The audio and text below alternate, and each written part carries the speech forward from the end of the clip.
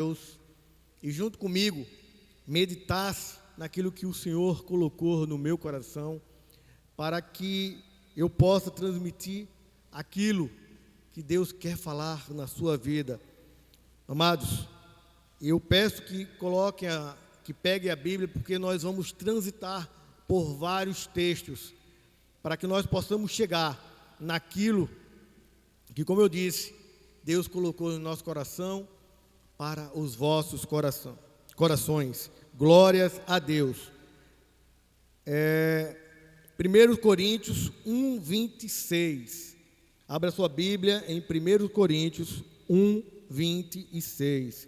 Glórias a Deus. Aleluia. Glória a Deus. 1 Coríntios 1, 26. Eu meditando um pouco nessa palavra, tendo em vista um trabalho que nós íamos fazer com os jovens sobre chamado, sobre o jovem que tem chamado. E Deus colocou este versículo no meu coração. E na minha versão está escrito: irmãos, pense no que vocês eram quando foram chamados. Poucos eram sábios, segundo os padrões humanos. Poucos eram poderosos, poucos eram de nobre nascimento. Glórias a Deus. Poucos eram sábios, poucos eram poderosos e poucos eram de nobre nascimento. Certamente todo cristão já ouviu pergunta: qual é o seu chamado? Todos nós já escutamos isso. É um autoquestionamento. E não importa quem somos, sempre nos indagamos qual o nosso propósito, qual o motivo de estarmos nessa terra. Isto é normal, faz parte da natureza humana. Glórias a Deus. Ficamos todo momento querendo saber em que parte da nossa história podemos fazer sobre a vida de alguém, sobre as nossas vidas, sobre o nosso futuro. Isso tudo é normal, não é errado, é perfeitamente normal ter esse sentimento. Glórias a Deus. Vejo muitos cristãos às vezes dizendo algo que aí sim faz parte do tema, e muitos cristãos dizem: eu não tenho chamado. Glória a Deus. E isso é um erro gravíssimo. Todo cristão é parte de um corpo e por isso tem função específica para que foi chamado. Se você ler em Efésios 4:16, Efésios 4:16 está escrito: é Ele quem faz com que o corpo todo fique bem ajustado e todas as partes fiquem ligadas entre si por meio da união de todas elas. E assim cada parte funcione bem e o corpo todo cresça e se desenvolva por meio do amor. Glórias a Deus. O propósito final dessa cooperação mútua, amados, entre todos os irmãos, serve para o crescimento espiritual, de maneira que todos, em uma só, conjuntivamente, faça com que cresça, estabeleça um corpo perfeito para a glória de Deus. Glória a Deus. Por que perfeito? Porque Ele é perfeito. Glórias a Deus. Aleluia. Amado, baseado nisso, eu quero falar sobre um jovem, sobre alguém que achava que não tinha um propósito, que não tinha um chamado. Estou falando de João Marcos. Aleluia. João, que quer dizer Deus, graça, ou a graça de Deus, e Marcos, que quer dizer Deus, Marte, Deus da guerra. A Bíblia fala um pouco sobre sua mãe, mas ela não narra nada sobre seu pai. Pelo nome, alguns teólogos acreditam que o pai de João Marcos era romano, pelo nome, e sua mãe judia. Aleluia. Então, nós temos um jovem criado com duas culturas, com duas religiões.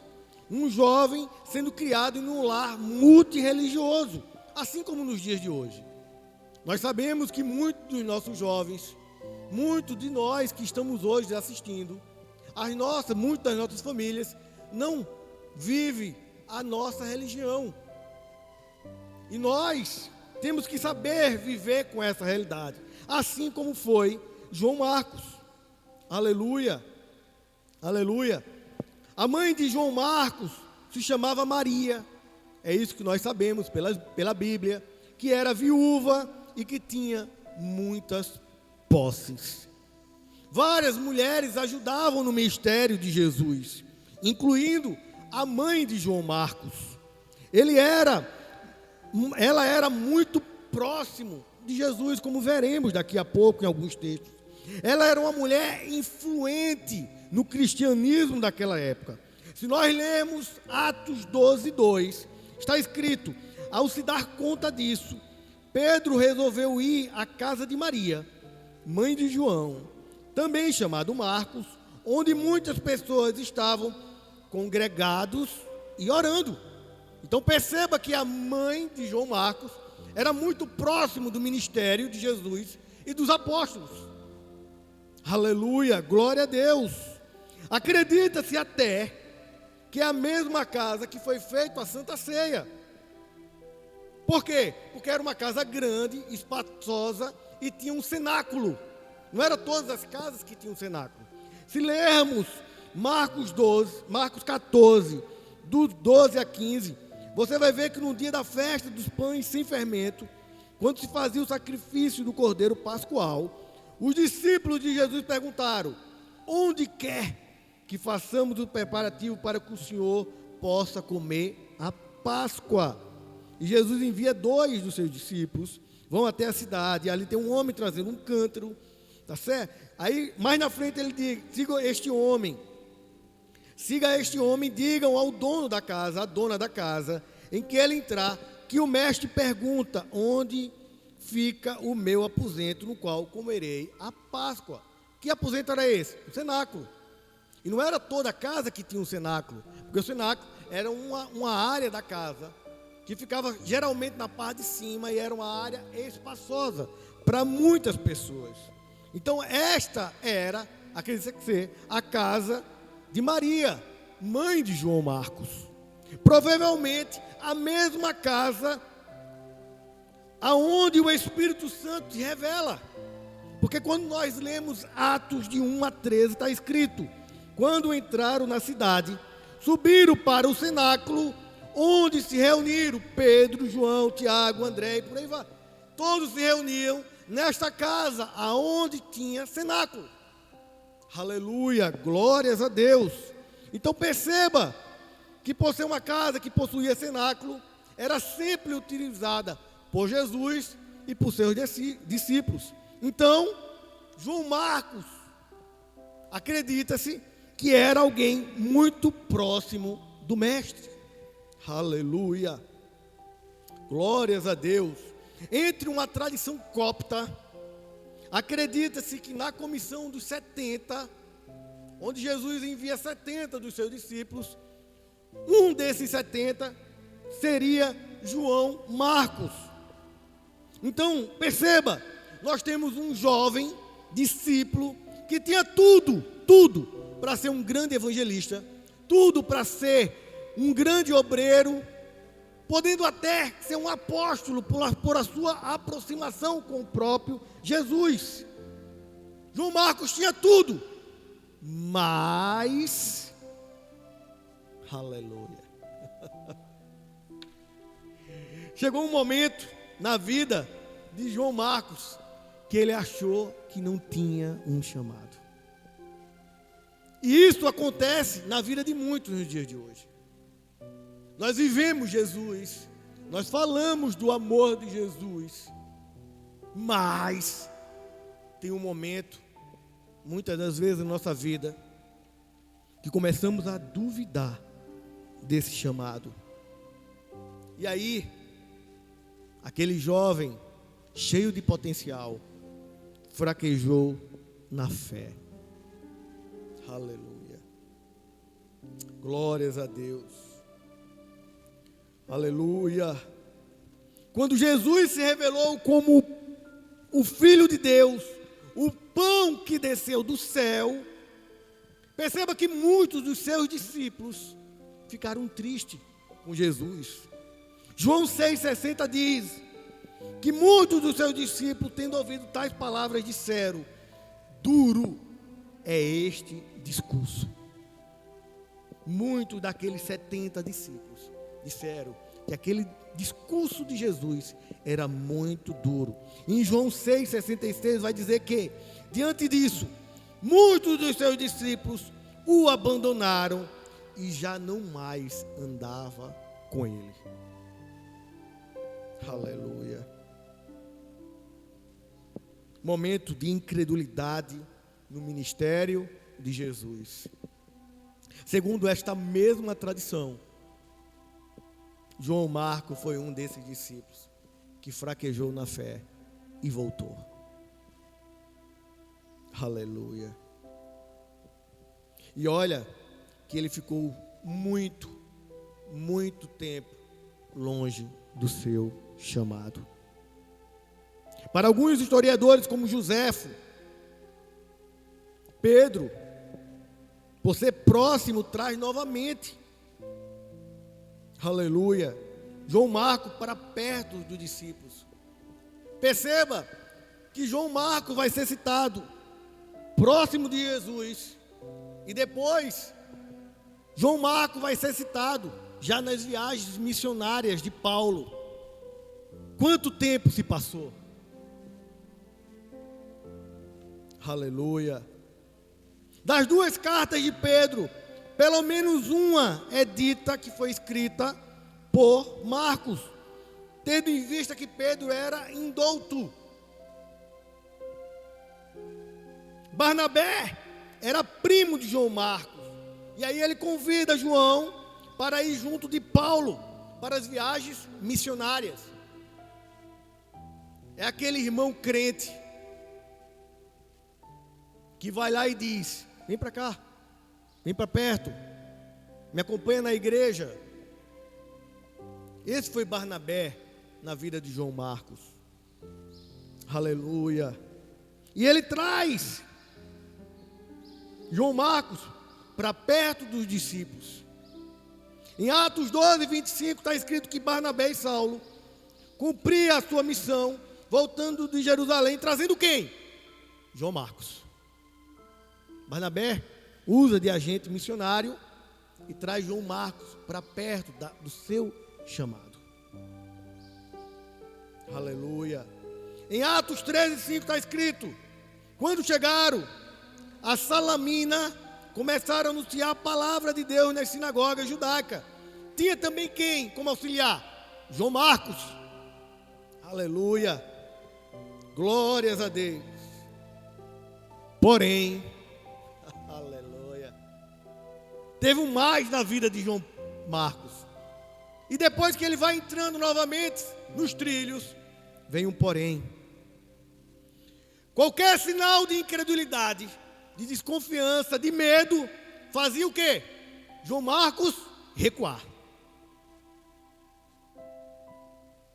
E a gente percebe isso na vida de muitos hoje. Quando a perseguição aperta, o povo recua.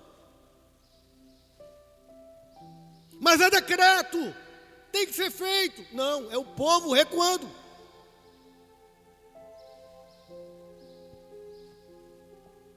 Aleluia. Em Atos 13:13, diz que eles estavam navegando de Pafos. Paulo e os seus companheiros viajaram a Perge da Panfia. João Marcos, porém, o quê? João Marcos voltou para Jerusalém. Recuou. Amados, esse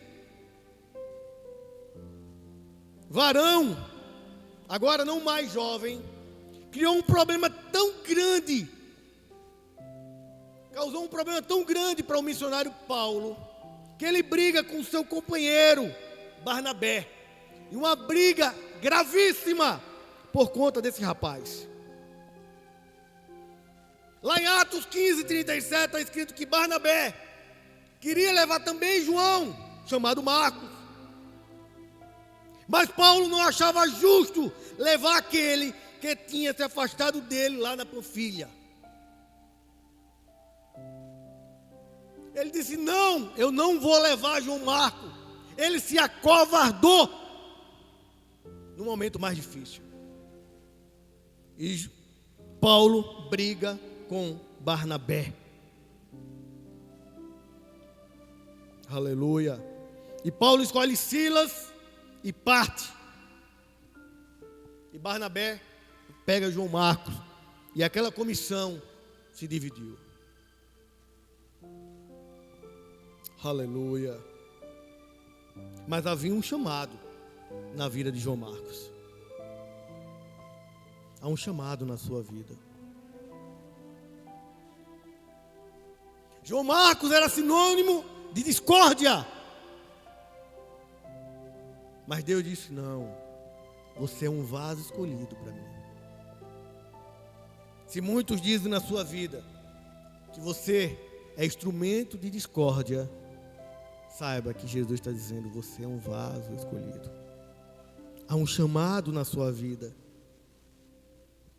Pedro novamente chama João Marcos. Aleluia. O Evangelho de Marcos, hoje na Bíblia, para a grande maioria dos teólogos e historiadores, é a memória daquele grande apóstolo, Pedro, escrito por Marcos. Primeiro pela mensagem simples, mas cheia de riqueza, de detalhe, de alguém que viveu. Pedro viveu aquilo. Aleluia. Houve mudança de postura nesse jovem. Ele volta para junto dos apóstolos.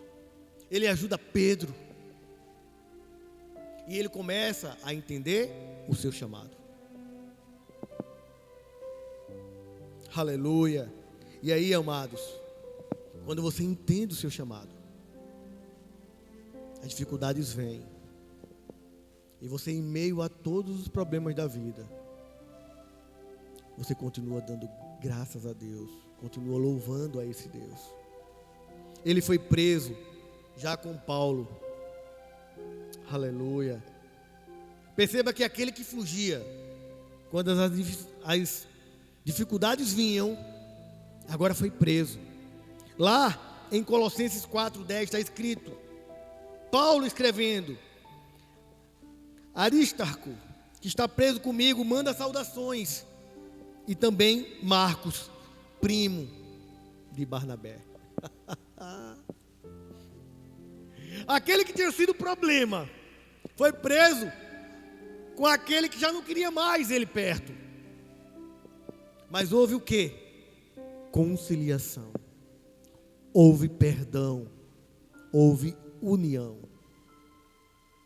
Naquele momento Paulo não queria, mas Paulo disse: esse rapaz tem um chamado.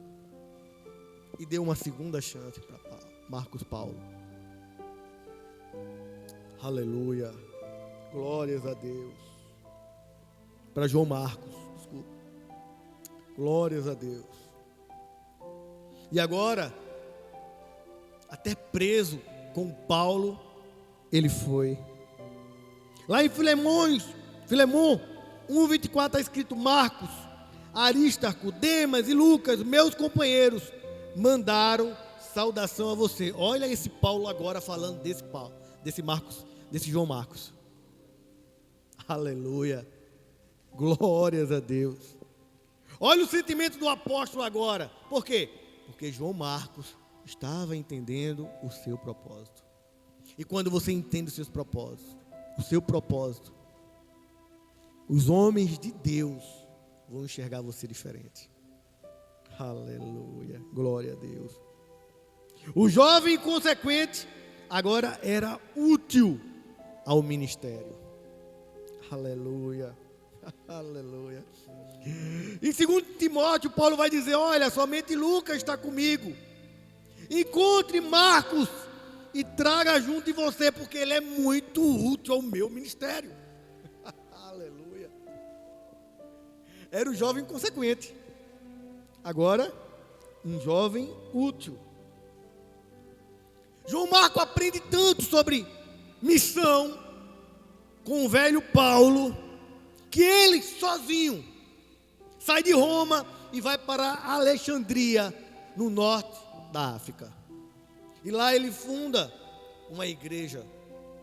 Uma das maiores igrejas do cristianismo está em Alexandria. É a igreja de Copta, que lá elas têm João Marcos como santo, pelo grande trabalho missionário que esse jovem fez.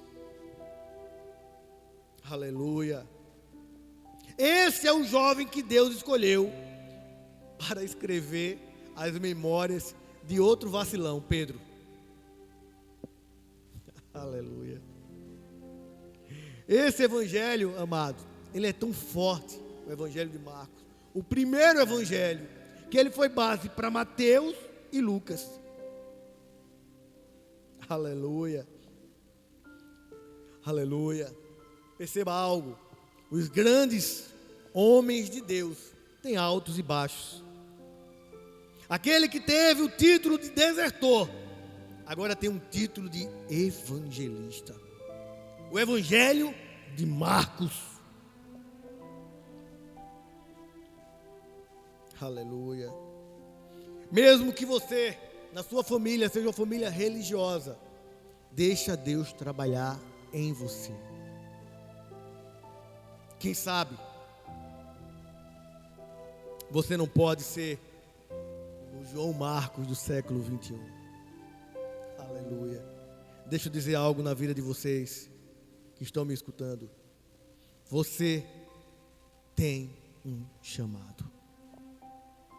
Aleluia. Deus quer falar na tua vida. E se você acredita nesse chamado, acredita nessa palavra que foi ministrada agora, acredita que esse evangelho tem poder para mudar a vida da gente, e a gente ser reconhecido pelos nossos feitos aqui na terra como no céu, diga: eu creio.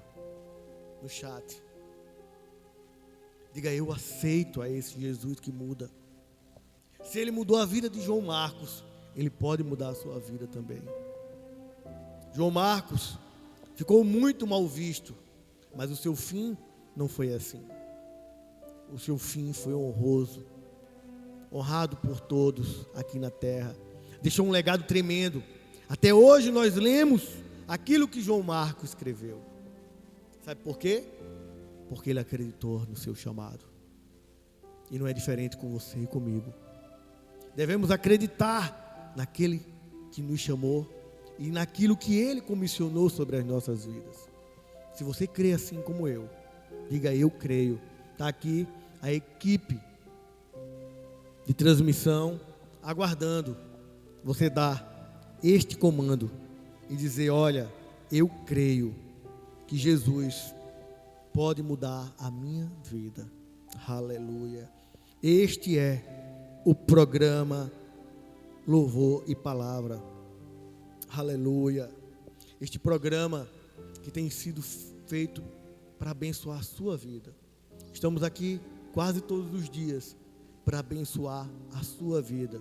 Pois o objetivo desse programa, aquilo que Deus colocou no coração do nosso pastor, é ganhar vidas e vidas para o Senhor Jesus.